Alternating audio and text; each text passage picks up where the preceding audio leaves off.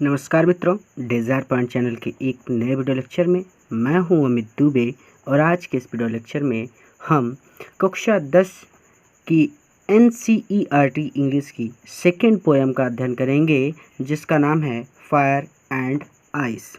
Video बहुत ज़्यादा logical और बहुत ज़्यादा इजी होगा, और मेरा ये प्रॉमिस है कि जब ये वीडियो ख़त्म होगा तो आपके लिए ये चैप्टर बहुत ज़्यादा आसान होने वाला है और दोबारा आपको इस चैप्टर में कोई भी डाउट नहीं होगा। चैप्टर पर चलने से पहले मैं एक बात कहना चाहूँगा। एक छात्र ने कमेंट किया था कि सर ये यूपी बोर्ड का नहीं है क्या?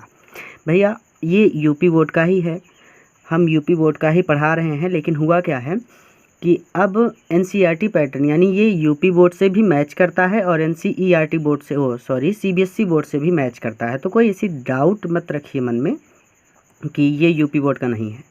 आप किसी भी बोर्ड से हैं, आप इस वीडियो को देख सकते हैं, समझ सकते हैं। सारे के सारे चैप्टर सब सेम हो गए हैं, कोई डाउट नहीं है। ठीक है, तो चलिए सबसे पहले हम अपने चैप्टर के जो नाम है, अध्याय का जो नाम है, उसके बारे में बात करते हैं। तो नाम है फायर एंड आइस। तो फायर का मतलब होता है आग, एंड और आइस का मतलब होता है बर्फ़। लेकिन यहाँ पे जो फायर और आइस का मतलब है वो थोड़ा सा अलग है। चैप्टर को समझने का सबसे आसान तरीका है कि उसके टाइटल को समझ लिया जाए। ठीक है, तो इसका नाम जो है, सबसे बड़ी बात तो यही समझने वाली बात है। देखिए, यहाँ पे दो ऐसे लोगों की तुलना की जाएगी जिनसे कुछ में फायर होगा और कुछ में आइस होगा। अब ये फायर क्या है? फायर का मतलब है कि कुछ ऐसे लोग होते हैं जिनमें घृणा भरी होती है, जो हमेशा एक दूसरे से लड़ते रहते हैं, जो बहुत ज़्यादा लालची होते हैं। ऐसे लोगों को फायर वाले लोगों के अंतर्गत रखा जाता है। ठीक है, यानी जो आक्रामक स्वभाव के होते हैं, हमेशा लड़ाई झगड़ा करते रहते हैं, दूसरों को देखकर जलते रहते हैं। ठीक है, तो ऐसे लोग किस श्रेणी में आएंगे? फायर की श्रेणी में। फायर का मतलब है आग। आग का सीधा सीधा मतलब है कि आक्रामक होना, दूसरों से लड़ाई करना, बहुत ज़्यादा लालच करना, दूसरों से घृणा करना, ये सारी चीज़ें फायर के अंतर्गत आती हैं। और आइस का मतलब होता है कि कुछ लोग ऐसे भी होते हैं जो केवल अपने से ही मतलब रखते हैं। उनमें कोई भी मानवीय गुण नहीं होता, ना तो वो किसी से प्रेम करते हैं, ना किसी के प्रति उनमें दया होती है। वो बहुत मतलबी लोग होते हैं। ठीक है, तो ऐसे लोगों को हम किस श्रेणी में रखेंगे? आइस की श्रेणी में। ठीक है, तो इस चैप्टर में सीधी सीधी बात इतनी सी होने वाली है कि बात की जाएगी कि संसार का अंत कैसे होगा, और इसी बारे में आपको यहाँ पे बताया जाएगा। ठीक है, तो अब जहाँ पे फायर आएगा, तो फायर को आपको क्या समझना है? फायर मीन्स ऐसे लोग जो दूसरों से लड़ाई करते हैं, बहुत ज़्यादा लालच करते हैं, दूसरों से घृणा करते हैं। ठीक है, और आइस का मतलब ऐसे लोग जिनमें मानवीय गुण नहीं है, ना तो उनमें प्रेम है, ना दूसरों के प्रति उनमें दया है। तो चलिए अपने चैप्टर पर चलते हैं। तो देखिए, पहला जो लाइन है उसमें कहते हैं कि सम मतलब कुछ लोग, से मतलब कहते हैं कि द वर्ल्ड, यह संसार, विल एंड, समाप्त हो जाएगा, यह संसार समाप्त हो जाएगा, इन फायर, आग से। यह संसार आग से समाप्त हो जाएगा, इस दुनिया का अंत आग से होगा, ऐसा कुछ लोग कहते हैं। अब आग का क्या मतलब है? कहने का मतलब है कि लोग आपस में ही लड़कर मर जाएंगे। फायर वाले लोग यानी आपस में लड़ने वाले लोग, बहुत ज़्यादा ईर्ष्यालु लोग, बहुत ज़्यादा लालची लोग जब इकट्ठा हो जाएंगे, पूरी दुनिया में भर जाएंगे, तो ये लोग आपस में ही लड़कर मर जाएंगे और ये पूरे संसार का नष्ट कर देंगे, पूरे संसार को नष्ट कर देंगे। ठीक है, तो सम से कुछ कहते हैं कि the world will and in fire, कि संसार का अंत आग से होगा। यानी बहुत सारे लालची लोग, बहुत सारे मतलबी लोग आपस में ही लड़कर इस संसार को नष्ट कर देंगे। पहली लाइन समझ में आ गई? कोई डाउट नहीं होना चाहिए। सम से कुछ कहते हैं यानी कुछ लोगों का यह मानना है, the world will and in fire, कि संसार का अंत आग से होगा। अब मैं बार बार फायर का एक्सप्लेन नहीं करूँगा, आप समझ लीजिए। ठीक है, तो कुछ लोगों का मानना है कि संसार का अंत आग से होगा। सम से और कुछ लोगों का मानना है इन आइस कि संसार का अंत बर्फ़ से होगा। बर्फ़ का मतलब यानी जब पूरी दुनिया में सिर्फ मतलबी लोग रह जाएंगे, ऐसे लोग रह जाएंगे जिनमें ना प्रेम होगा और ना दूसरों के प्रति दया होगी, तो ऐसे लोगों की वजह से इस संसार का अंत हो जाएगा। ठीक है, तो सम से इन आइस यानी कुछ लोग कहते हैं कि संसार का अंत बर्फ़ से होगा। आसान सी बात है, कोई बड़ी बात नहीं है, साधारण से शब्दों में आपको समझाया जा रहा है। From what I have tasted of desire, देखिए लेखक क्या कहते हैं कि from what I have tasted, from what और जहाँ तक आई हैव टेस्टेड मैंने स्वाद लिया है ऑफ डिज़ायर, डिज़ायर मतलब इच्छा, जहाँ तक मैंने डिज़ायर का स्वाद लिया है। इस लाइन को आप सीधे सीधे कहिएगा कि टेस्टेड ऑफ डिज़ायर का सीधा सा मतलब है कि जहाँ तक मेरे अनुभव की बात है, यानी जो कुछ भी मेरा अनुभव है उस हिसाब से आई होल्ड, मैं पक्ष लेता हूँ या फिर मैं उनके साथ हूँ, विथ दोज मैं उन लोगों के साथ हूँ जो favour ice, who favour I fire, who favour fire जो आग के पक्ष में हैं, यानी मैं उन लोगों से सहमत हूँ जो लोग यह मानते हैं कि संसार का अंत आग से होगा।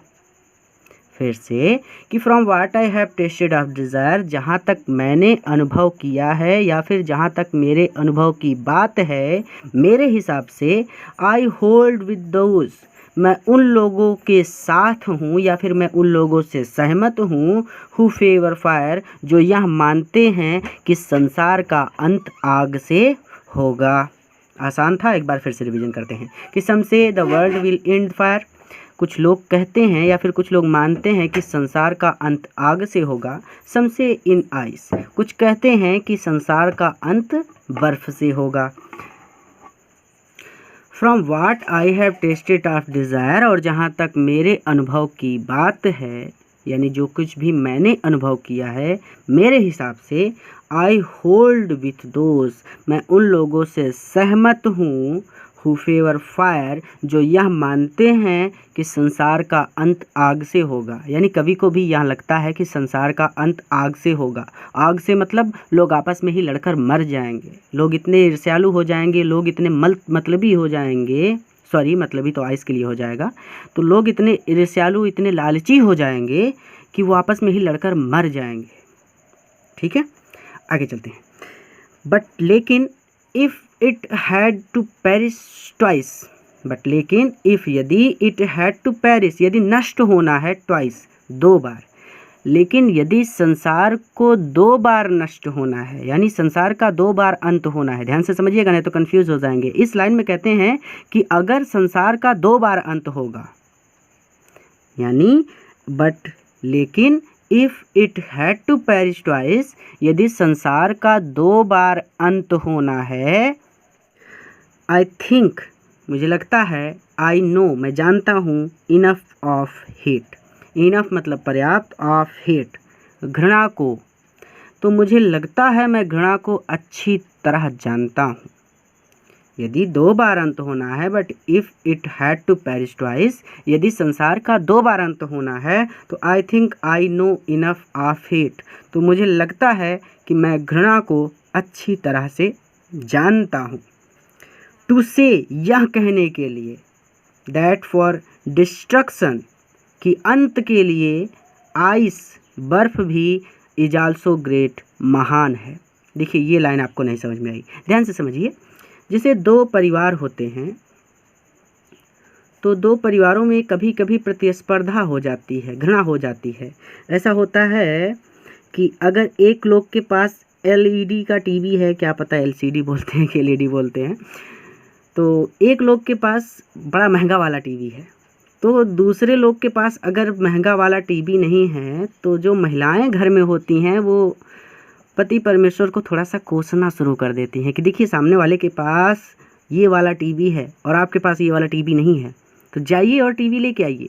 भले आपको बहुत सारी प्रॉब्लम्स फेस करनी पड़ जाए, बहुत सारे प्रॉब्लम्स आ जाएं आपकी लाइफ में, यानी आपको पैसे की बहुत ज़्यादा किल्लत हो जाए, लेकिन पूरी तरह से वो कोशिश करेंगी कि जल्द से जल्द उनके घर में भी वो महंगा वाला टीवी आ जाए। अगर इनके पास बड़ा महंगी वाली साड़ी है तो ये भी कोशिश करेंगी कि हमारे पास भी इनसे ज़्यादा महंगी साड़ी हो। तो ये एक तरह से घृणा हो जाती है हमें एक दूसरे से। ये नहीं होना चाहिए किसी में, ठीक है। और इससे बचने का प्रयास करना चाहिए हम सभी को, क्योंकि यही समाज हमें सब कुछ देता है और इसी समाज में हमें अपने आप को संभाल कर चलना चाहिए आगे, ठीक है। तो मैंने सिर्फ एक एग्जाम्पल दिया है ताकि आप इस बात को अच्छे से समझ सकें। क्या कहना चाहता हूँ मैं कि आई थिंक मुझे लगता है कि आई नो इनफ ऑफ हेट, मैं घृणा को अच्छी तरह से जानता हूँ। यानी हमें जब एक दूसरे से घृणा हो जाती है तो हम अपना नाश स्वयं कर लेते हैं। अब यही जैसे दो लोगों का मैंने एग्जांपल दिया कि इनके पास महंगा टीवी है, मान लीजिए ये महीने का 70,000 कमाते हों और ये महीने का 7,000 कमाते हों, तो ये दोनों लोग एक दूसरे की बराबरी कैसे कर सकते हैं?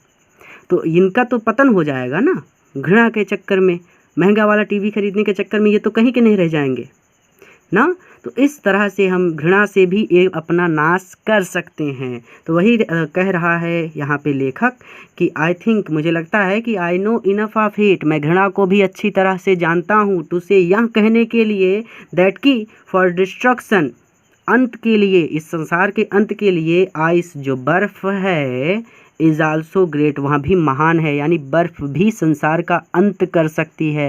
यानी जब दया विहीन लोग भर जाएंगे इस संसार में, ऐसे लोग जिनमें दया नहीं होगी, प्रेम नहीं होगा एक दूसरे के प्रति, वो एक दूसरे से ईर्ष्या करेंगे, घृणा करने लगेंगे, तो ऐसे लोग जब इस संसार में भर जाएंगे तो भी इस संसार का अंत हो जाएगा। यानी आई think I know enough of it, मुझे लगता है मैं घृणा को भी अच्छी तरह से जानता हूँ, टू से यह कहने के लिए दैट फॉर डिस्ट्रक्शन, कि इस संसार के अंत के लिए, आइस इज़ आल्सो ग्रेट, बर्फ़ भी महान है। यानी कि मुझे लगता है कि बर्फ़ भी इस संसार को नष्ट कर सकती है। एंड वुड सफाइस, और यहाँ सफाइस यानी नष्ट कर सकती है, यानी नष्ट कर देगी इस संसार को। तो आप सीधा सीधा कहेंगे एंड वुड सफाइस, मतलब सीधा सीधा आपको कहना है कि घृणा भी, बर्फ़ भी इस संसार को समाप्त कर देगी, नष्ट कर देगी। ये लास्ट लाइन का मतलब है, ठीक है। सफाइस का मतलब होता है पर्याप्त होना, ठीक है। तो बर्फ़ भी इस संसार को नष्ट कर देगी। फिर से एक बार, फायर का मतलब है ऐसे लोग जो आपस में सदैव लड़ाई करते हों, बहुत ज़्यादा लालची हों, बहुत ज़्यादा मतलबी हों, ऐसे लोगों को फायर की श्रेणी में रखा जाता है। और आइस का मतलब होता है ऐसे लोग जो ना तो उनमें किसी के प्रति प्रेम हो और ना किसी के प्रति दया हो, तो ऐसे लोग आते हैं आइस की श्रेणी में। आप सीधे सीधे ऐसे कहेंगे कि फायर के अंतर्गत वो लोग आएंगे जो हमेशा लड़ाई झगड़ा करते रहते हैं और बहुत ज़्यादा लालची होते हैं। और आइस के अंतर्गत वो लोग आते हैं जो मानवीय गुणविहीन होते हैं, यानी सज्जन लोग नहीं होते हैं, बहुत ज़्यादा मतलबी लोग होते हैं। वो सिर्फ अपना फ़ायदा देखते हैं, उन्हें दुनिया से कोई मतलब नहीं कि किसके साथ बुरा हो रहा है, ठीक है। तो आशा करते हैं आपको यह चैप्टर समझ में आया है। अपने मित्रों के साथ भी ज़रूर शेयर कीजिएगा ताकि वह भी इसका लाभ ले सकें। अगले वीडियो लेक्चर में फिर से मिलते हैं।